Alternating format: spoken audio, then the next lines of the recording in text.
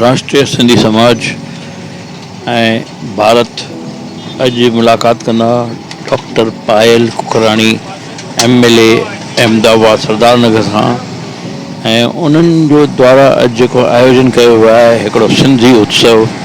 उते अॼु असांजा भारत जा हिकु सदस्य ऐं गुजरात राज्य जा उपाध्यक्ष श्री महेश आहूजा ऐं असांजे चेयरपर्सन रितू भाटिया, उनखां जेको मीडिया प्रभारी ऐं उन सां गॾोगॾु जेका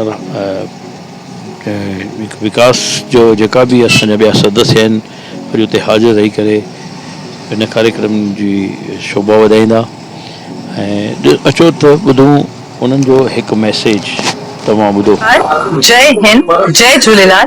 5 जनवरी 2025 पाण सिंधी सांस्कृतिक महोत्सव प्लस सिंधी फूड फेस्टिवल जो आयोजन शाम जो 5:30 बजे आर्तवार जे ॾींहं ते छठ घाट इंदिरा ब्रिज ते कयो आहे। तव्हां सभई हिन कार्यक्रम में अची करे कार्यक्रम जी शान वधायो, छो कि हिन सिंधी महोत्सव में न केवल असांजा वीर क्रांतिकारी शहीद हेमू कालाणी जी बल्कि असांजा संत कंवरराम साईं, असांजा कलाकार, संगीतकार, साहित्यकार प्लस सिंधी कवि सम्मेलन जो आयोजन असां हिन सिंधी सांस्कृतिक महोत्सव में कयो आहे।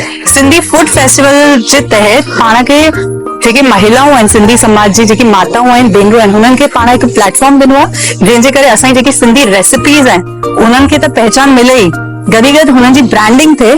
फ्री ऑफ कॉस्ट असां हुन जो आयोजन बि कयो आहे।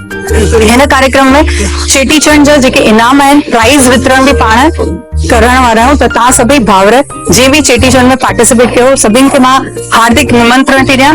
तव्हां सभई ईंदव, कार्यक्रम जी शान वधाईंदव, मूंखे पूरो विश्वास आहे। जय हिंद, जय झूलेलाल।